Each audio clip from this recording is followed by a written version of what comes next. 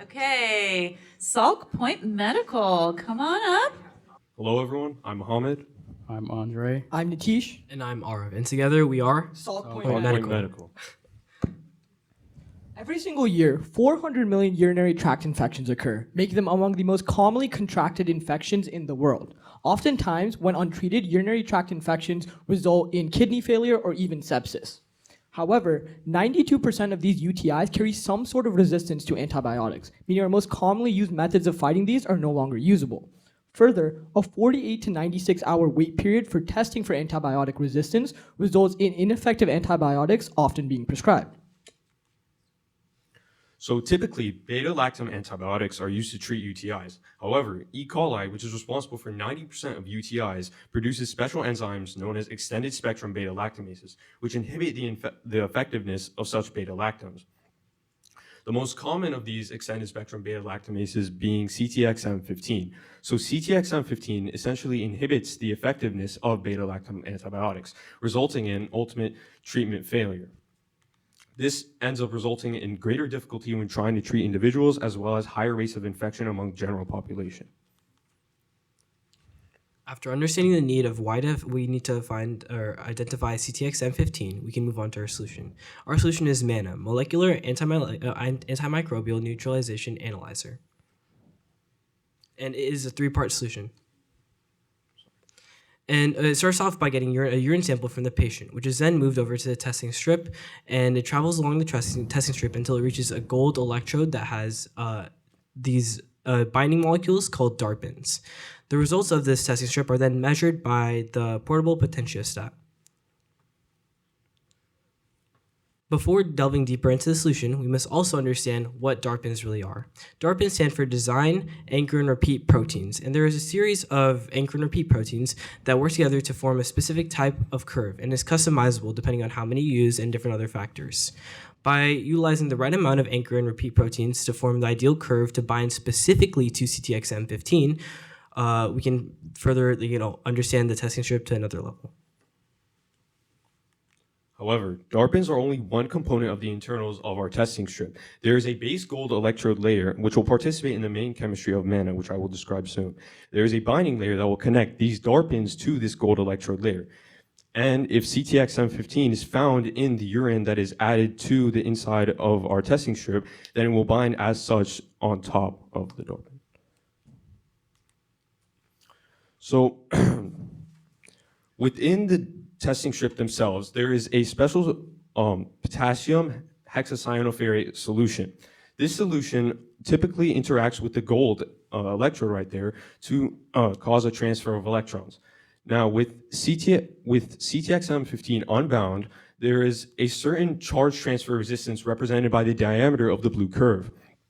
However, upon CTXM15 binding, there is a physical and electrostatic barrier that is created. This causes a change in the size of the diameter of the curve, which indicates a higher charge transfer resistance.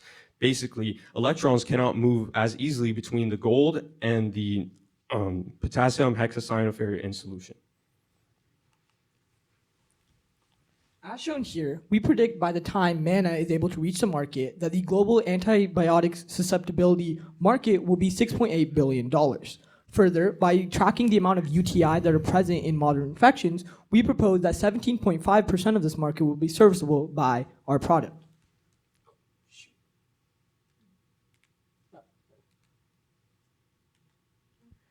Further, there are a lot of existing alternatives to this issue, such as susceptibility tests, PCR, and lateral flow strips. However, none of them are able to both provide accuracy in terms of having an active enzyme detected or a quantitative output, while also providing accessibility by not requiring a lab or a culture. MANA manages to meet both of these criteria while also providing a significantly lower time and cost for our product. To fully realize MANA, we developed a 3-year operating budget based on realistic biotech startup costs and manufacturing estimates. Most of our expenses are concentrated in personnel, lab access, and clinical validation. Overall, we project a total funding need of approximately $2.3 million across the first 3 years.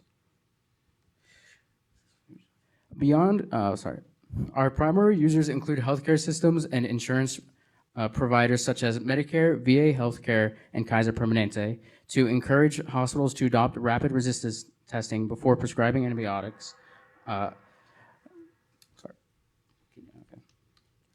Our funding strategy focuses first on grants and research-based investment opportunities before moving into larger-scale commercialization.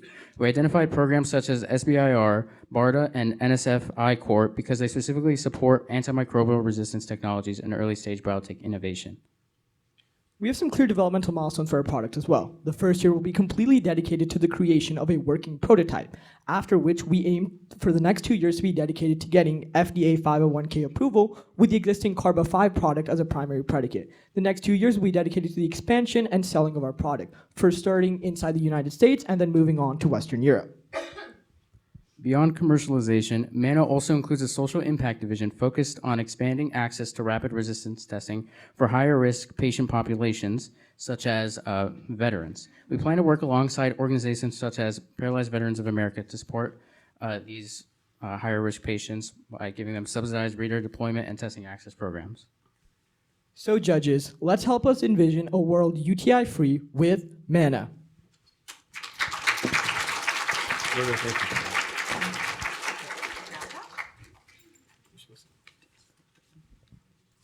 So this would be great if we could make this feasible. Can you talk about false positives and false negatives? Because that's the problems with detection systems. Yeah, so if we could go back a couple slides.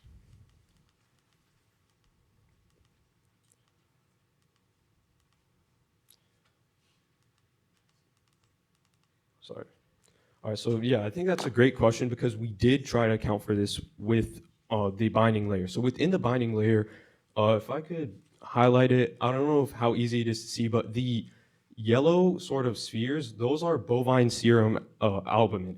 That essentially prevents like excess binding of CTXM15 to that binding layer so that when they do bind, they only bind to the custom DARPins. It's also important to note that CTXM15, if found in any concentration, is considered a positive.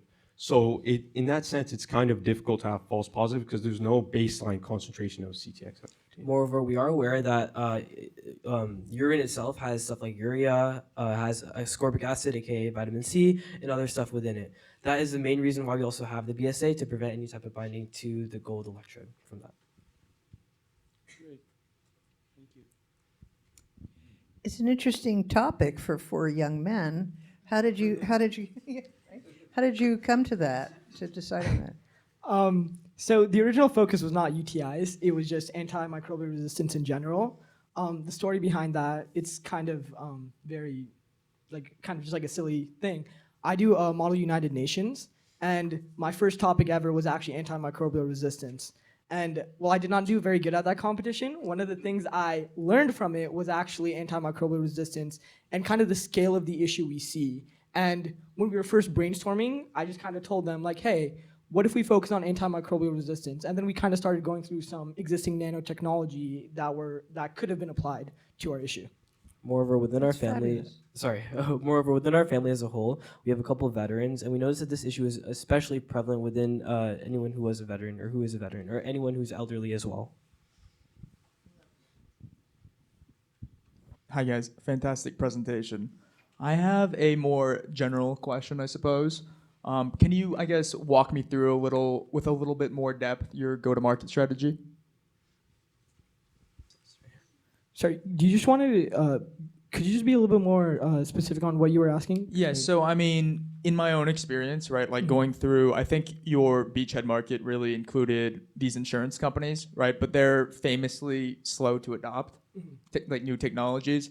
And so I guess I was wondering more specifically about the strategies to actually enter those markets, right? And to get a beachhead with those customers. So yeah, that's a really good question. The reason we actually focus on medical insurance companies is because they're one of the people who lose the most financially from this issue. Like obviously, you know, the consumers, the patients, they lose a lot health-wise, but medically it is very expensive for these companies to constantly be paying for the prescriptions of antibiotics. One thing that we didn't mention in specific is every time you get a resistant infection, the rate of that recurring actually increases about 6-fold. So what we plan to primarily work with is just going to them and, you know, highlighting these issues and then working with those companies, because at the end of the day, they're not our primary consumers. It's more so they may feel an incentive to work with the hospitals who are our main consumers. Got it. Thank you. This is darn picky what I'm going to say. The name of your company is Salkpoint. Where did the name of your company come from? So honestly, the name of our idea was kind of like the last thing, and we're like, oh my god, we need the name for our company. And Oh my it's gosh. funny. The other day in my AP Bio class, we were talking about Jonas Salk, and I was like, you mean to tell me this guy made a cure or a vaccine to one of the most pressing issues of our time, and he decided not to patent it?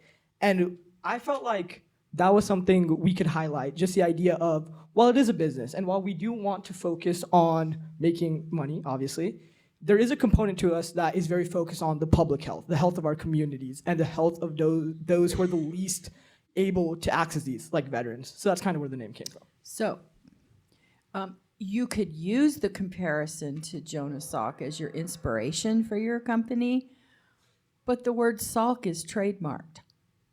Oh, okay. Uh-oh. So, you could use that as an inspirational part of your pitch, but you probably need to think of a different company name. Okay, that makes sense. Thank you so much. Thank you.